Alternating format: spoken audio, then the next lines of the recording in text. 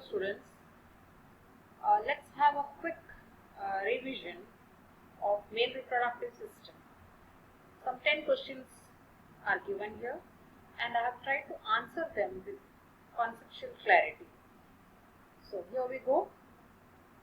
Where is the male reproductive system located? Simple answer, in the pelvic region. But since it is asked male reproductive system, so in the pelvic region, but a major part outside the abdominal cavity. Okay, because it is asked about the whole system. So you have to explain the whole pelvic region. If it is a 1 mark answer, this is enough. And you can see the ureters, kidneys here, and how the diagram also gives you the clear picture of where exactly it is located. So simple way to answer, just have the thing in your mind. Where is the testis located? If particularly testis is asked, definitely you have to write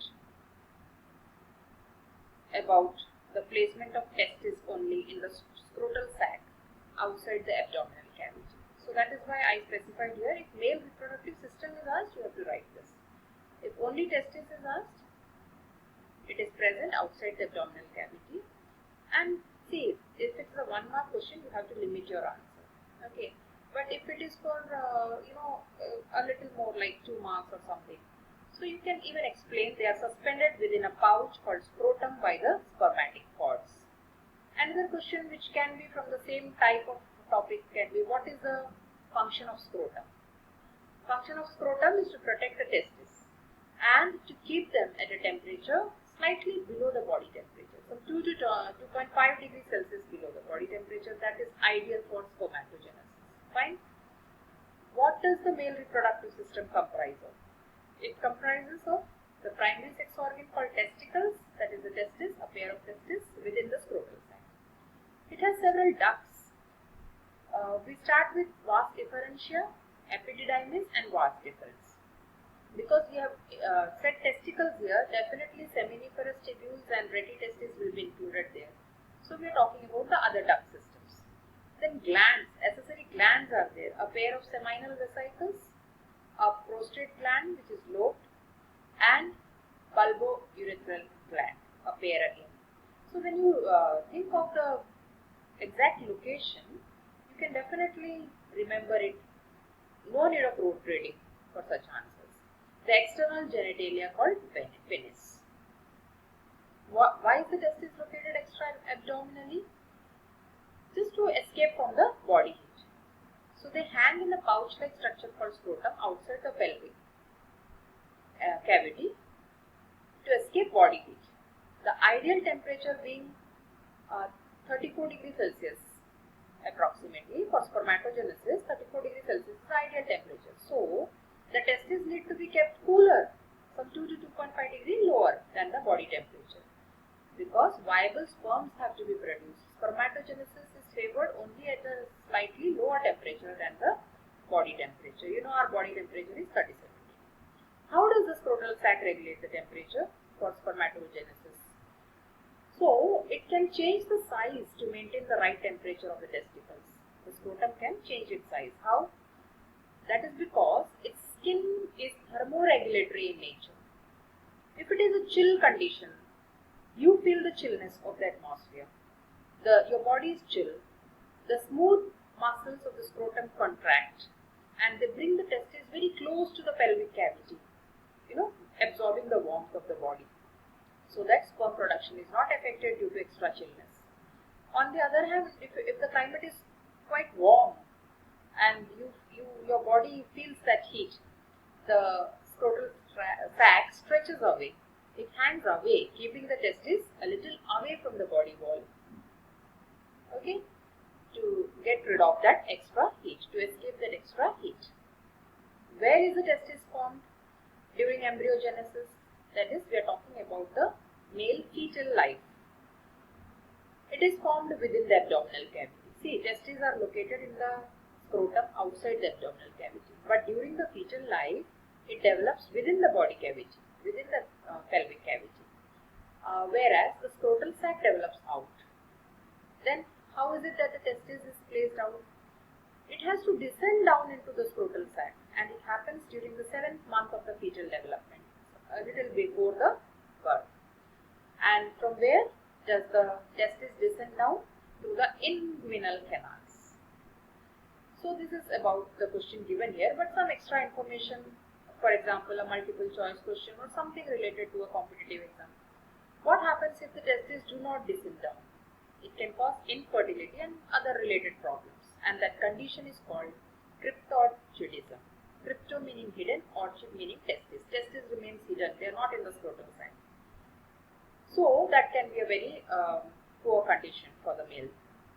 In some cases, if the newborn male child has undescended testis, it may descend down by 3 to 6 months after birth. That is not an issue. It can come out.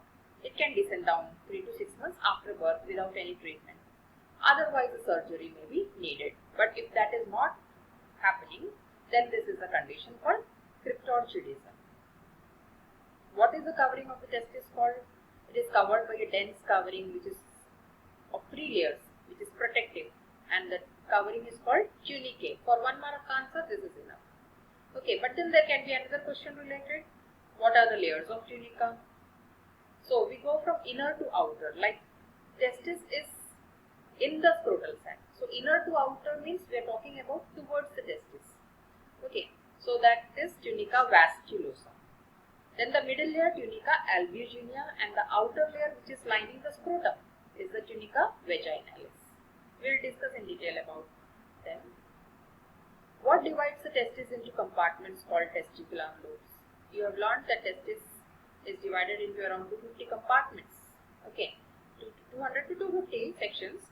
And how is it formed? It is the tunica albuginea. See, you can see here, tunica albuginea which takes in folds. They form this septa. Okay, so when the septa are formed, they are divided into compartments. Only a few compartments are shown here. So it's around 200 to 250 in each. Okay, how many testicular lobules? So 250. See, if it is a multiple choice question and you are given 200 also and 250 also, so we go for the higher number, higher range. Right? So writing such answers becomes easy when you are visualizing it. And if you are asked to do a 3 marks question or a 5 marks question, diagrammatic representation is there. So you have that visual thing in your mind. Name the accessory ducts in male reproductive system. Accessory, other than the main. Other than the main because we are not going to talk here about the testes, the seminiferous tubules and the retitestes. Of course, retitestes are there, but the main one is the seminiferous tubules which produce sperm. So we are talking about accessory ducts. So we start from retitestes. Retitestes, okay, here this one, vasa efferentia, which is leaving the testis. Vasa, after vasa efferentia, epididymis, which has got 3 regions. We will talk about the 3 regions in another question. So epididymis, it runs down till here and then takes a turn, vasa deferens, which will go into the abdominal cavity. So this much is outside. What is their role? They play an important role in temporary storage of sperms and transport the sperms from testis to the outside. That is to the female reproductive tract. Where is the sperm stored? The sperm is stored in the epididymis. It has to mature. So there are many places where it gets its under spermatogenesis. You have learnt about how the spermatids become spermatozoa, but then still it is not active. So it has to be stored in the epididymis to be a little more mature. Where is epididymis located? Name its parts. It is located in the posterior, though in the diagram we draw it like this, but actually it is in the posterior surface of the testis. It runs on the posterior surface, okay, along the body of the testis. And what are its parts? The top part is called, that is the head region, is called caput epididymis. The whole length which runs along the body of the testis is called corpora epididymis. And the one which is at the lower tail end of the testis is called cauda. So these are all the terms related. Cauda meaning tail. Okay, corpora meaning body, caput meaning head. So that way you can remember.